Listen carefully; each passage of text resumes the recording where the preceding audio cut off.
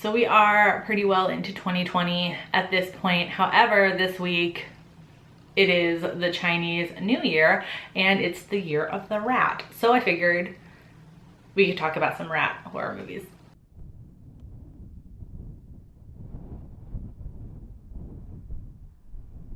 Hey there, creepy peeps. Welcome to my channel. If you are new here, welcome back. If you are returning, as you can see from the title, we're gonna do a remake versus original. I also haven't done one of these in a while. I'm just bringing back a whole bunch of stuff this week. Masters of Horror, remake versus original. But like I said, it's the year of the rat. I think starting Saturday. Also weird. I think it starts on the 25th also, which also happens to be Toby Hooper's birthday. I like planned these videos to go up this week, but also like that just didn't register in my brain until just now. Anyways, like I said, it's the year of the rat, and I thought I would share with you a little bit of info, just really quick, from the Chinese zodiac on the rat, because it does kind of apply to the movies we're going to be talking about. Occupying the first and most prominent position on the Chinese zodiac, the rat is characterized by wit, imagination, and curiosity. Rats have keen observation skills, and with those skills they're able to deduce much about other people and other situations.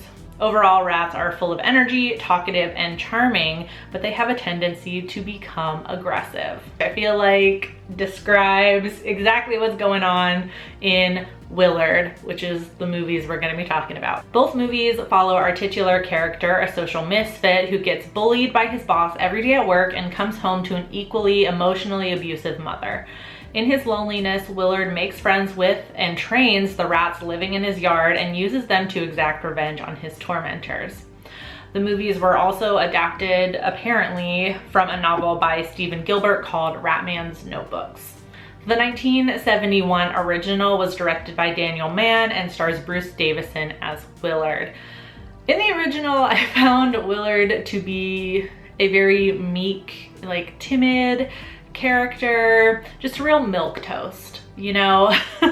Which is fine until I got to a point maybe like halfway through the movie when I realized Willard wasn't changing all that much. Like I felt like he didn't really have like a character journey, like he just stayed meek and timid and sad the entire time, which could have been intentional. It could have just been, you know, put there to portray this very sad and tragic story. Like not everybody can have like this heroic character arc or something like that. So maybe it was intentional, but I just didn't really like it. Like I didn't see a real change in Willard. But like I said, it does kind of make the movie sadder because he's just a very like emotionally abused boy who eventually gets killed by the rats who he thinks are his friends. And it's just a really sad story. He just is continually bullied throughout the movie. So like obviously by his boss and by his sick mother, but also by the rats, because Ben in the original and the remake, which is a rat by the way, if you haven't seen it, Ben is one of the rats. Ben's a real dick. I did love Elsa Lanchester as Willard's mother in this movie though, because she is like 50 Shades of Crazy. There were points where she did this kind of like, almost like childlike voice or whatever when she was kind of like whining at Willard that, you know, he doesn't love his mother anymore or whatever. And it was like so creepy how she would just like go, like just almost like she almost had like a snap. Like she would kind of just snap into that like voice and kind of be all like, like she's the child and he's the parent, not the other way around. And it was so freaky. But then she would just like nag him and nag him and nag him just to where you understood why he is the way he is. The remake, however, is directed by Glenn Morgan. Willard is actually one of only 2 feature films that this man has directed, the other being the 2006 remake of Black Christmas, incidentally. And Crispin Glover plays Willard. While I liked Davison's performance in the original, I thought Glover was amazing as Willard. And maybe that's because the only other movies I've seen him in are those Charlie's Angels movies where he plays the creepy thin man. So, you know, I already kind of had it in my head that he's this kind of creepy character, and he even kind of dresses the same and his hair is the same.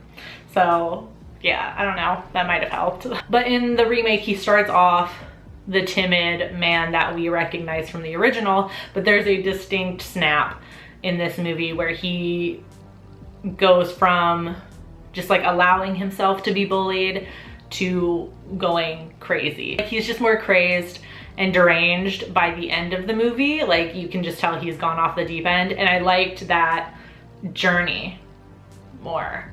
It got to a point even where, like, in the original, I feel like I was rooting for Willard the entire time. I felt bad for Willard the entire time. In this one, they kind of made a change where you do feel bad for Willard in the beginning, but as he gets more crazed and more deranged,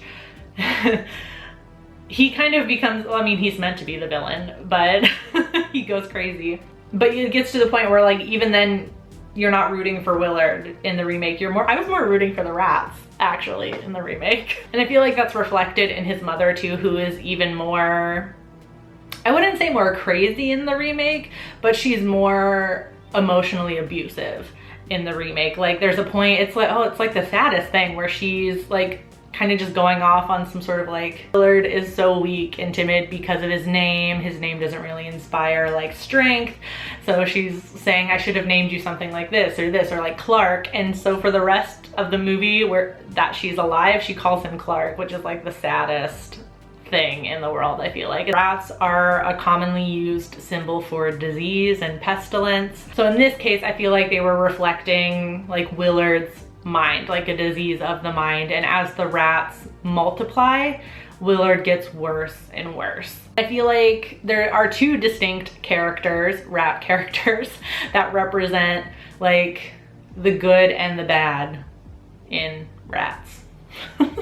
So a sentence I never thought I would say. So we have Socrates on one hand, who is the white rat. He's like the only white one, and he's like kind of like the angel on Willard's shoulder, so to speak. Like, and I feel like he represents like all those good qualities that I was talking about from the Chinese zodiac. Like, he's full of energy, he's talkative with his little like squeaks, he's charming, and obviously he becomes Willard's like best friend.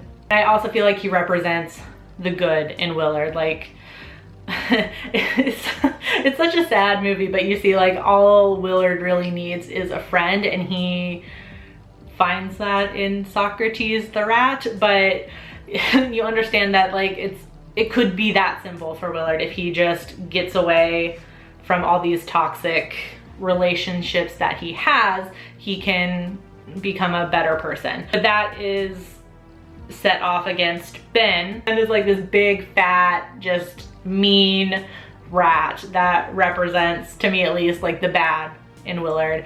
And that comes to a breaking point. There's a point in both movies where Socrates is killed and Ben is the only like dominant rat presence. Again, sentence I never thought I would say. That's really where Willard goes off the deep end in both movies, and it leads to his demise, essentially. So I actually like the remake a bit more this time around. I thought the themes of the original that were present in the original were explored a bit more in the remake and just done a little better. I mean, obviously the remake had the advantage of having the original to go off of, but I feel like they just took what was good with the original and made that better. So I gave the original a 2.5 out of 5, which is not bad. It's middle of the road. And I give the remake a 3.5 out of 5, which is a little bit better, a little bit more entertaining for me. Online ratings are pretty damn close though, which I thought was super interesting. I'm gonna try and make this quick and read them off. I got a lot of numbers here, just stay with me. So in terms of the original, on IMDb it's got a 6.2 out of 10. On Rotten Tomatoes it has a 75% critic score, a 38% audience score, and on Letterboxd it has a 3.1 out of 5. And then the remake on IMDb has a 6.1 out of 10. Rotten Tomatoes a 64% and a 51% audience score, and on Letterboxd a solid 3 out of 5. I feel like usually it pretty heavily skews toward one or the other, but this that one's pretty close. It's interesting. Yeah, if you've seen either Willard, the remake or the original, or both, let me know what your favorite is in the comment section. Really quick, I want to thank my patrons for supporting me and my channel. If you want to find out the perks to being a creepy patron peep, you can follow that link in the description. I do hope you enjoyed this video though. If you did, please give it a thumbs up. It really does help me out. Subscribe if you're new here, become a creepy peep today. I post videos Monday, Wednesday, and Friday. You can ring that notification bell down there to maybe be notified every time I post a video. It remains to be seen if it actually works or not. Thank you so much for watching, and until next time, stay strange. Bye.